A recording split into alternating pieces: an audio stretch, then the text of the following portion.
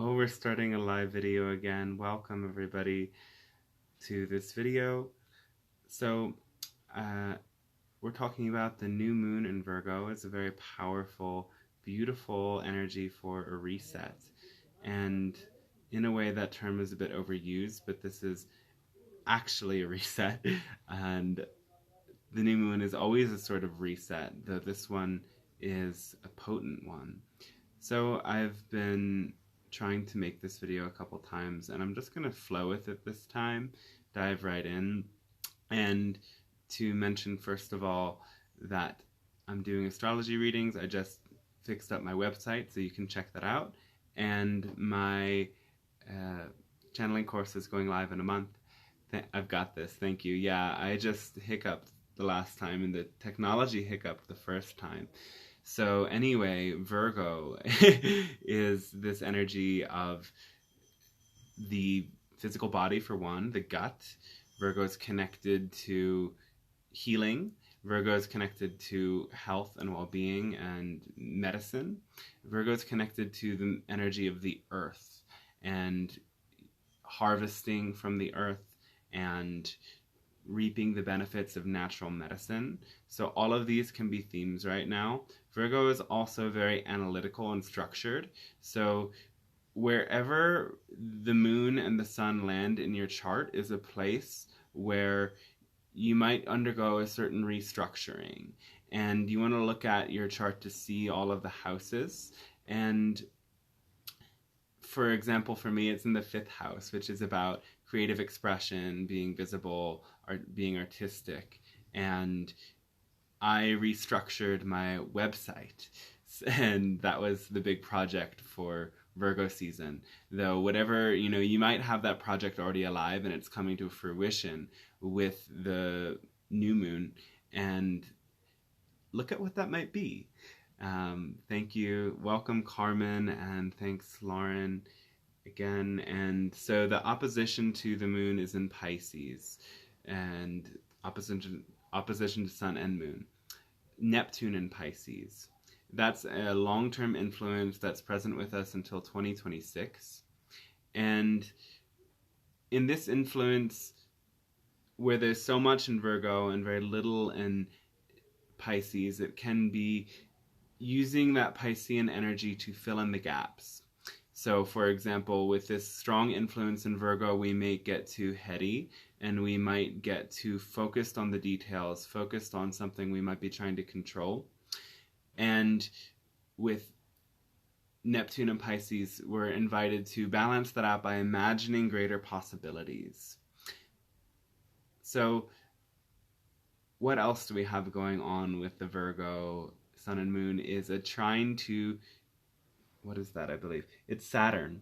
So why this is an important and potent reset and time to focus is because when there's this strong direct relationship to Saturn, that's kind of aiding us in our ability to create long-term. Saturn is about long-term goals and a long-term focus. It can be about what limits us, but when it's a trine influence, it's actually showing us how to overcome those limitations and use them in a positive way. So our sun and moon are focused in a way that we can work with, creating a structure for our future at this time. And that's really beautiful. And to a lesser extent, the sun and moon are touching on all of those other things in Capricorn, though maybe we look at that later, as there's some other influences that touch that as well. So the chart's ruler in this case is Mercury, because Virgo is ruled by Mercury, and Mercury is in Libra, and Mercury in Libra is emphasizing that role of a peacemaker, because Mercury is about communication, and Libra keeps things in balance, keeps things flowing, keeps things at peace and harmony and flow.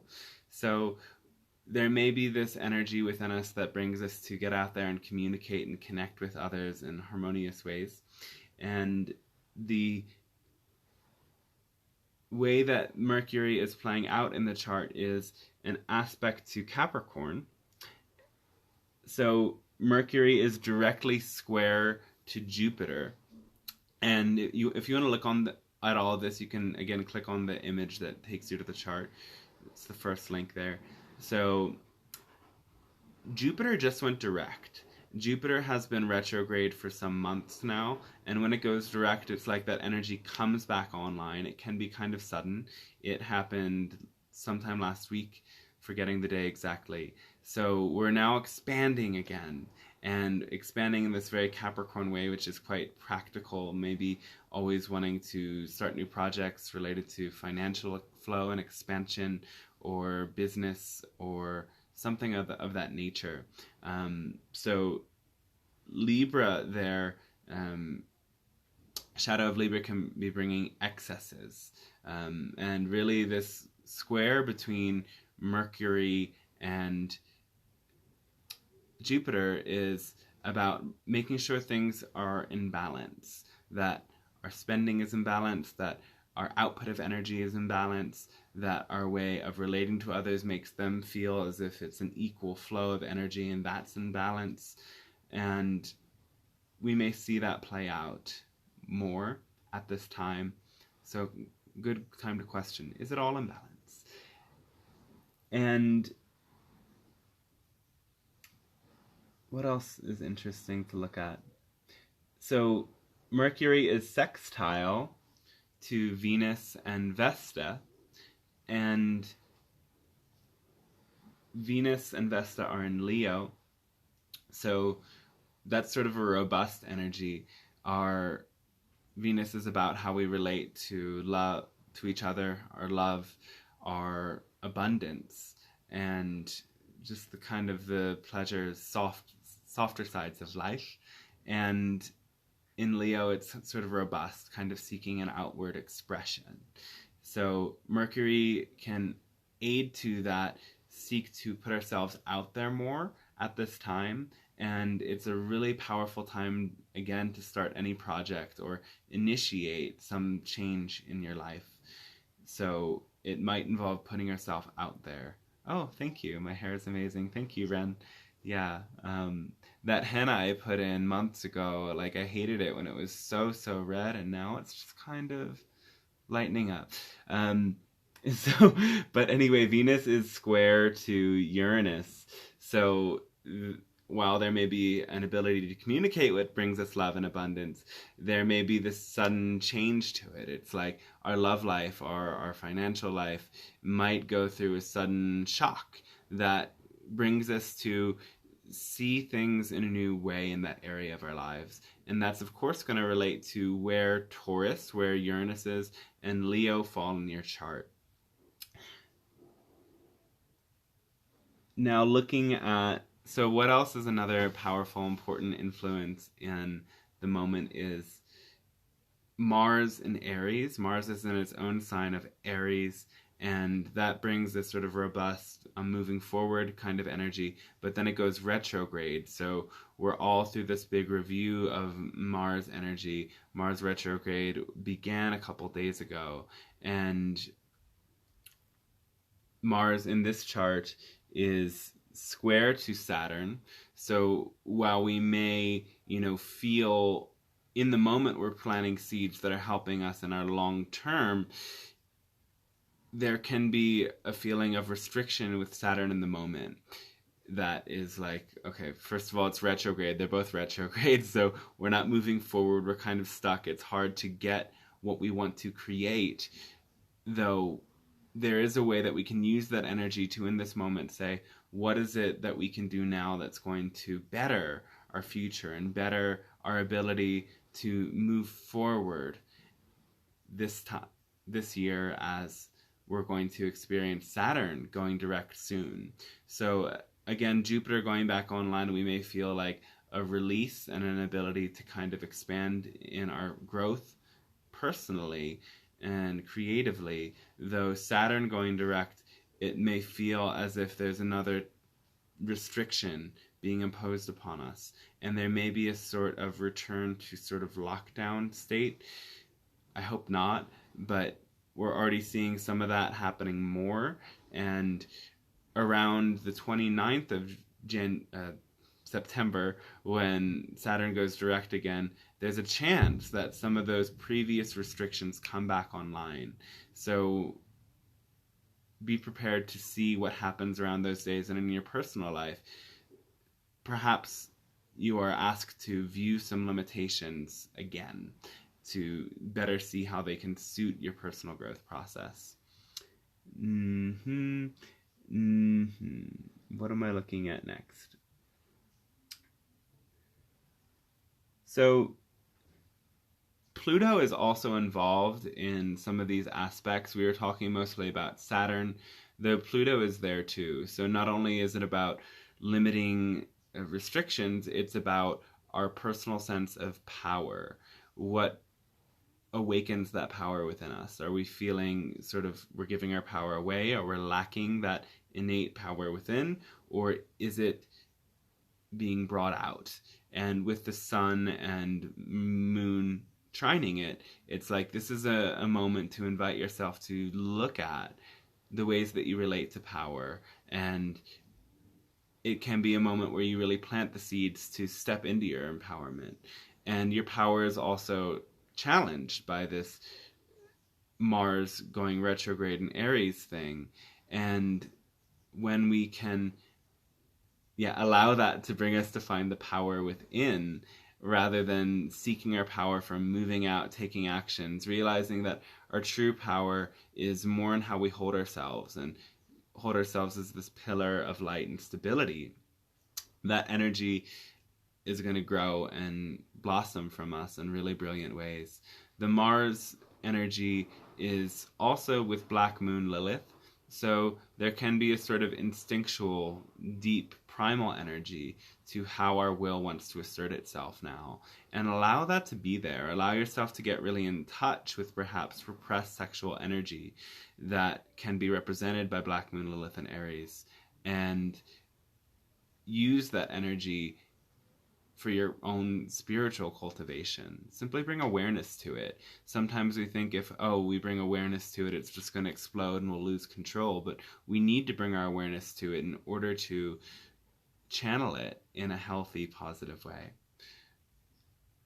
So there's also an opposition with Mars there to Juno and Haumea, and they're in Libra, so that takes us to a bit of a more esoteric level. And Juno is about our commitment. It's the wife of Zeus, married to the divine, divine in its own right, of course. And Haumea is the Hawaiian fertility goddess. It's actually a very small planetoid that's far out in the Kuiper belt around, that's at the same distance as Pluto. It's egg-shaped. Haumea could birth children from every part of her body. So Mars opposing this, it's like there can be a need to balance now our own personal sense of empower and moving forward with our commitments, our relationships, making sure we keep them in balance, Libra, right? And making sure that we keep our creative energies in harmony and balance as well, that Haumea archetype. So using that in a healthy way and making sure that we're not just so focused on our goals that we're letting go of these deep, important aspects, our relationships and our creativity.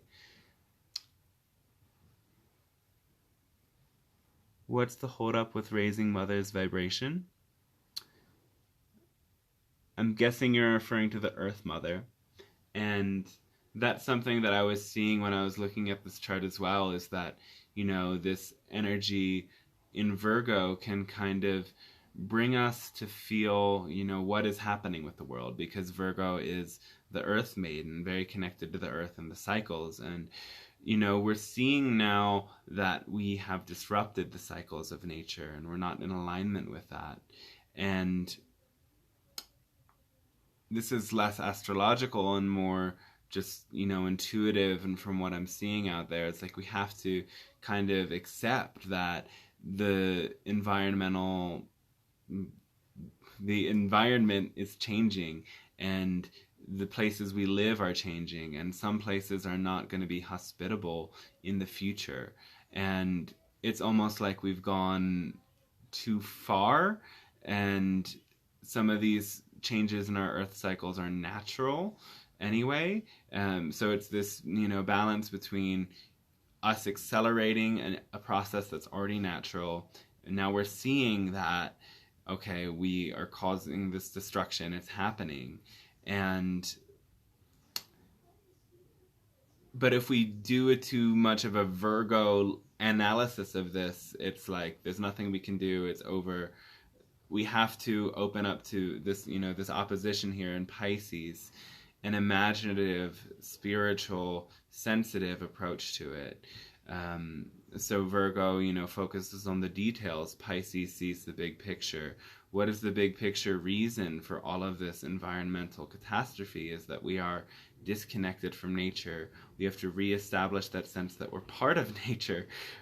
We are nature, and restoring certain practices that have been left behind, and just living in ways that are conscious, that we are not taking from the world around us. We are a part of a living ecosystem, so what causes harm here eventually comes back and causes us harm.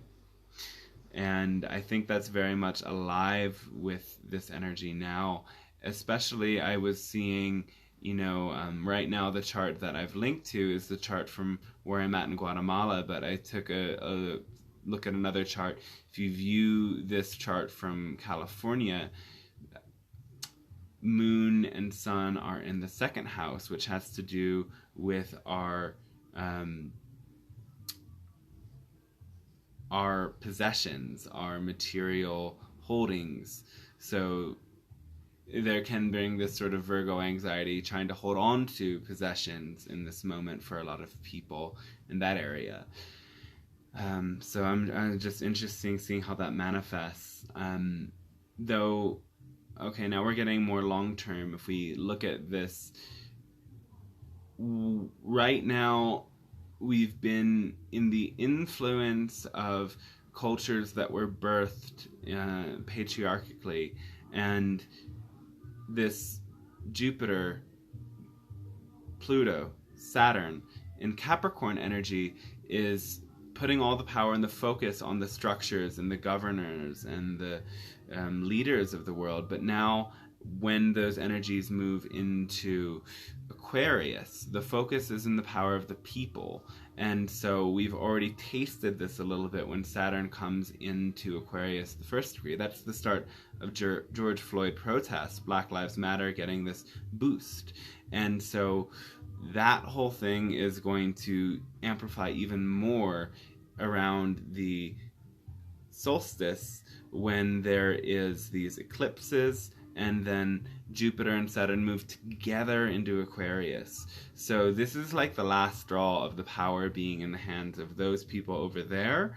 It's now the power is coming to us, the power to expand, the power to take dominion over our lives and experiences. The ball's coming back into our court, and it's going to be really powerful, though, we're still having the long-term influences of Uranus and Taurus, changes and upheavals in the structures of the world itself, sudden revelations in that area, and, Pisces and Neptune reevaluating spiritually. So there is this big transformation that is still underway, and many things will be initiated in the coming year that will likely come to fruition in 2024.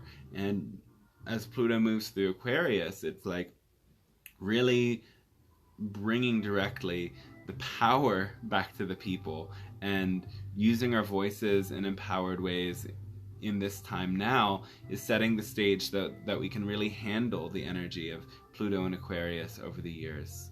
When do we move into Aquarius again? It's in December. This is Jupiter and Saturn move into Aquarius in December, around the 20th or the 15th or something. And Pluto into Aquarius in 2024.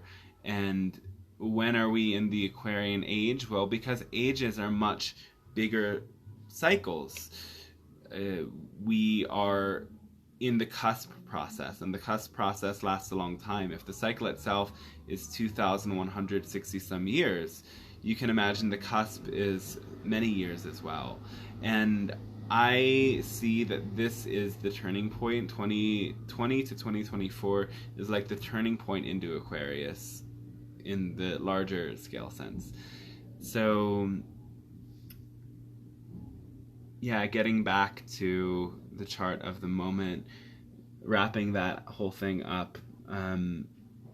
So basically, when we talked about the squares of Mercury to Jupiter and Pluto, Saturn to Mars, those are cardinal squares. It doesn't make a whole cardinal T-square, but cardinal squares is the energy of initiation, starting a move in a new direction.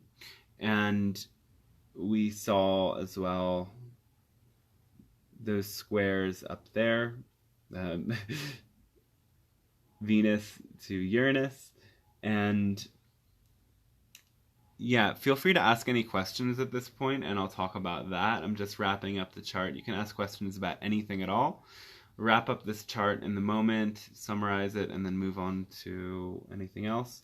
So also in conjunctions, those are more minor aspects, though I'll speak to them in so it's Mercury in Libra in conjunct Neptune in Pisces.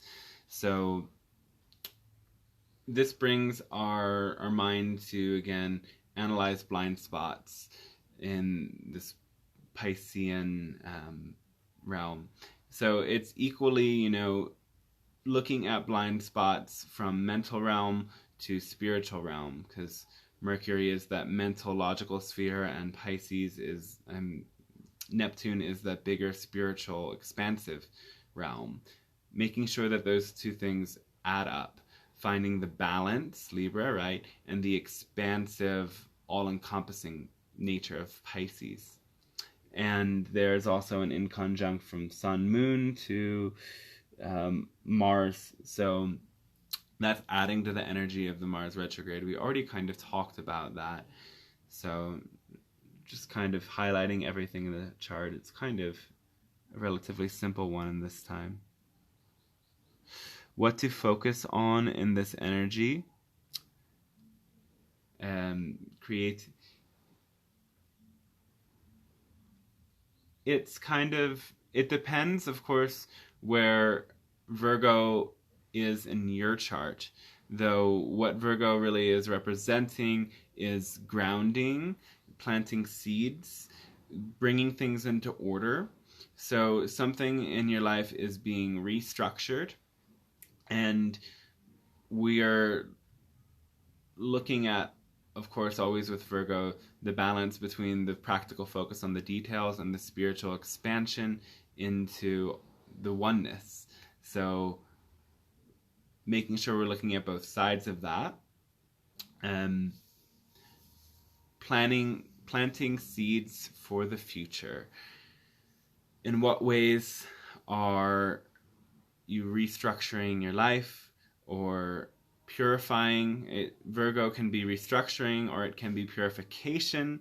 In a way, those are two different aspects of the same energy. So purifying yourself or your body temple to prepare for bigger long-term embodiments and manifestations.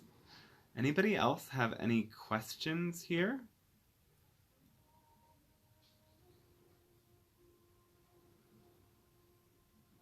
You're restructuring your garden? That's beautiful. What's your ascendant? Like I said, it's in my 5th house, so I restructured my website, my presentation into the world.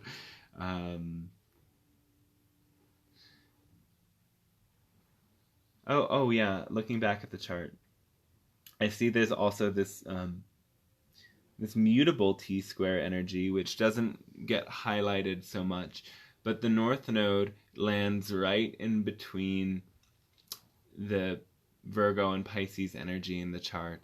So again, North Node and Pisces, keeping your mind open to new potentials, evolving through the rational mind, actually, while we normally see this as a sort of obstacle to spiritual awakening, we are seeing now that being so focused in the intuition is also an obstacle. And the Gemini energy is seeing both perspectives balanced. And not just balanced, but seeing that no one perspective is entirely true. It's true from its viewpoint. There's aspects of truth even in the perspectives that you're not so keen on. And that's Gemini energy, and that's the open-mindedness that will really unify the world is so important now. Leo ascending. So if your ascending is in Leo, then Virgo is in your second house. So, second house is material possessions. So it makes sense that what you're restructuring is your garden. That's a very Virgo thing to do. Thoughts on the USA election. That's a kind of intense thing, isn't it?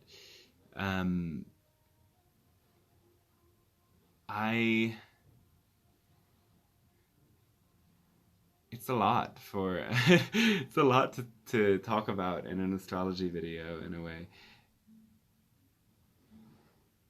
It's almost as if both options are awful, right? But there's just so much showing a totalitarian presence if we continue with our present leader. And I see that there's a couple different options. There's the option that he's reelected again, and then we go through all of the impeachment things, and it's total civil unrest for some years. And then there's the option that he isn't elected again, and we have Joe Biden, and it'll take some integration to get into that, and it'll generally send things in a positive direction, though there's the potential there that the lockdown insanity gets bigger again. And that potential exists no matter who gets elected. But that's what I see about it. And it's 2020, crazy world. Anyway, so ascending in Sagittarius, what would that make it if your ascending is in Sagittarius?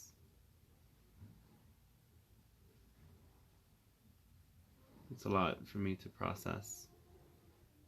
Ascending in Sagittarius would make Virgo your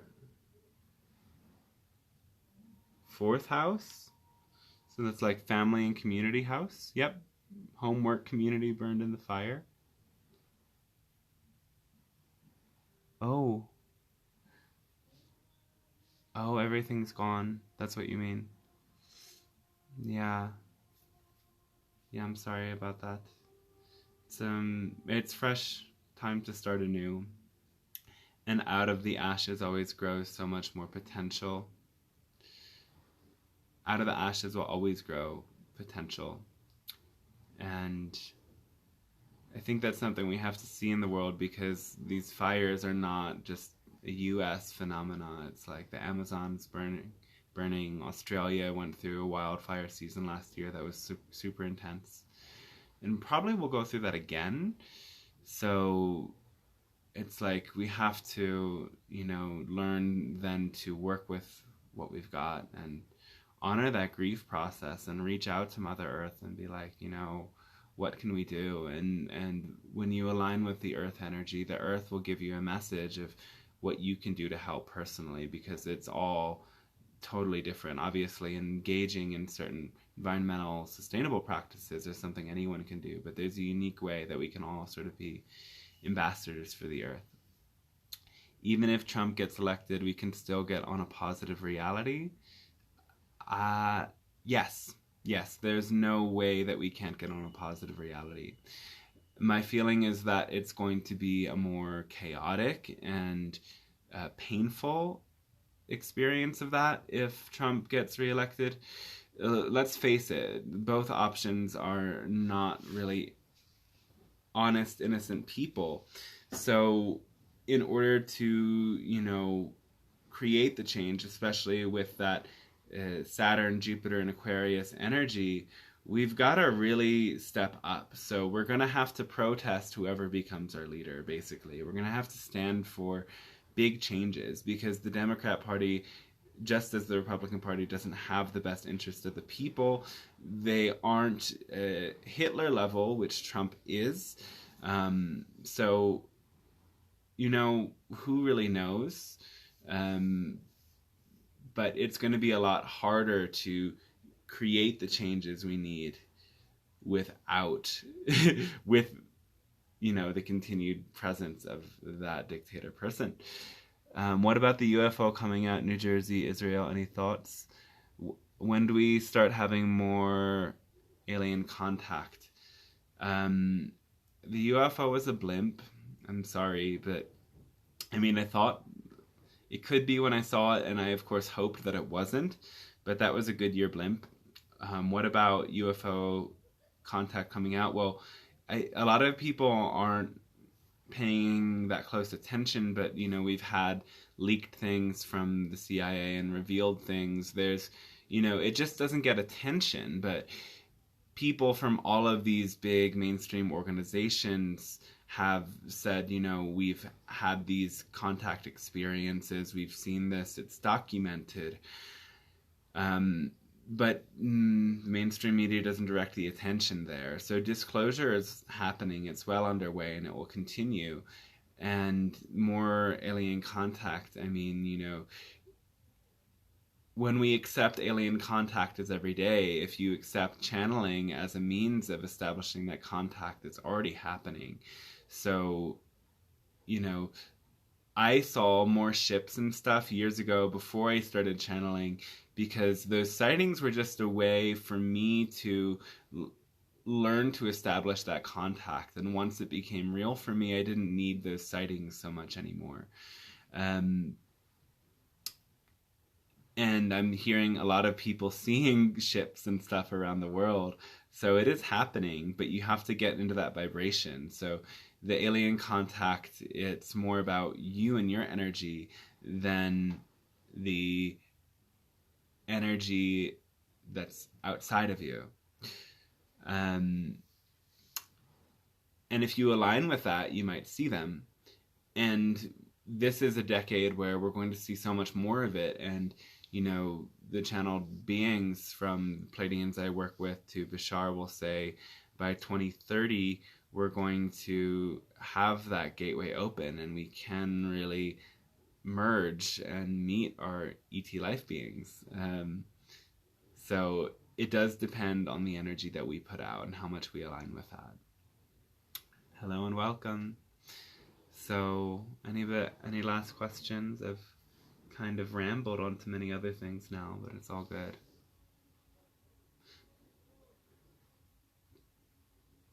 But yeah, if I didn't make it clear with what I was saying about the election thing, I'm voting for Biden. And I think that's the lesser of two evils. Is not even evil, because it's going to give us a smoother pathway through this. And I think I made that really clear in the other things I share on this Facebook page and on YouTube. Okay. I feel complete, but I will answer any last questions that come up in the next coming minute. As I mentioned one last time, channeling course is launching again in a month. It was an amazing, powerful journey last time. We had a big group of 20 people, and everybody benefited in powerful ways. And some people have begun channeling and initiated deeper practices. So contact me about it. I'm doing free calls to enroll people to see if it's really right for you, and you can ask any questions you like. And I'm also doing astrology readings and channeling sessions as usual. Adrian asks, I don't know if you talked about Mars retrograde Aries. What will it cause in society? What will that cause in society? Yeah, I did talk a bit about that at a personal level, because it's, of course, the slowing down, feeling like we're rubbing up against things. At a societal level, it's coming into Saturn in Capricorn. So Saturn will go direct, and that will be directly square to Mars in Aries, and that can be a moment where, like I said, certain restrictions and limitations we've already seen, or even new ones, start to flare up again. So with this Mars square influence, it may suggest that there is an even stronger pushback against the control that people are attempting to impose upon us. And my vision of the whole change in this is that it's really going to either control the regulations, the fascism is all going to get to a point where people get so frustrated that they push back in fiercer ways. And of course, we're doing that with our voice, and I'm sure more people will be inspired to stand up louder, and we might see that happen because, you know, moving back through those degrees of Capricorn where we experience so much restriction already, we might experience even greater restriction, and the Mars square is just going to be like, we're not having it. And there's a lot of, you know, I on occasion watch Ralph Smart, Infinite Waters. That's his favorite thing to say about lockdown and all of this is like, humanity, you've got to say to lockdown, we ain't having it. We are not having any of this anymore. And yeah, I say that as well to like people when they start to worry about mandatory this, mandatory that. You know, no, mandatory is a lie. Mandatory is fake. You can't. What are they going to do? They're going to hunt you down. They're going to tie you up. They're going to shoot a vaccine in your arms. Come on, get real. That's not going to happen. And there are so many people that are, you know, not in alignment with Western medicine, that we're not going to let anything like that happen without a protest and without people standing up for what they really want. And ironically, people forget that because they are falling for the same people that are so worried about getting shot up with vaccines mandatory are falling for these weird conspiracy traps that the Black Lives Matter protests and other things are all just made up. So we're forgetting the power that we have to protest and stand for what we want is actually a really deep, important power that's going to lead us in new directions in these times for sure. So I think Mars and Aries, if we're looking at it at a collective level, is for standing up for what your truth is. And, you know, we see Mars also with that, and that influence is going to be passing unless, I guess, Haumea goes retrograde. So I don't think it's going to happen again. Or Juno goes retrograde anyway. But it's also that energy of, you know, we want to create balance in our relationships, and we also want to stand up for what's our truth in our relationship. So the same influence that I talked about before that could mean for somebody making sure you're not asserting too much of yourself in the relationship and highlighting the quality within it can also mean make sure that you're not sabotaging yourself in the relationship, giving all of yourself away, giving away your unique blessings and your unique needs because of what you're doing for other people. So that same astrological influence, it just brings either potential imbalance to the surface. Oh, okay. Now I just want to look at, while we're here, is this a long video?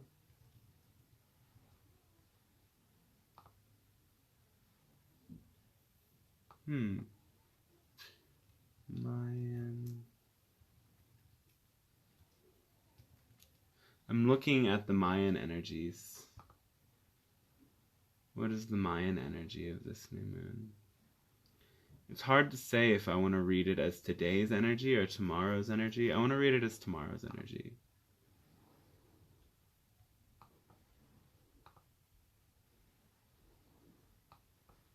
Ten Kech, deer.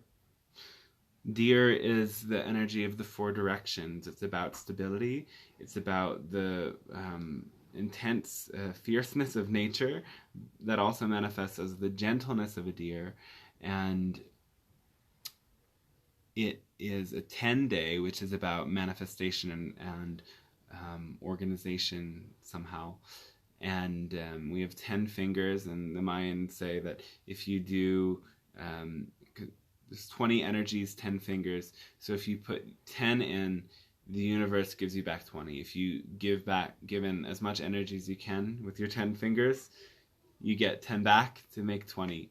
So it is a day to kind of work. And the deer energy reminds me a lot of the Virgo energy, of really returning to nature. So that's a powerful additional influence. I could just compare it to so many other things, but I think I want to call it quits now. I almost want to look at what is the gene key that this is in? Astrology. Gene. I just need to stop now, because once you start with these things, you can go on forever.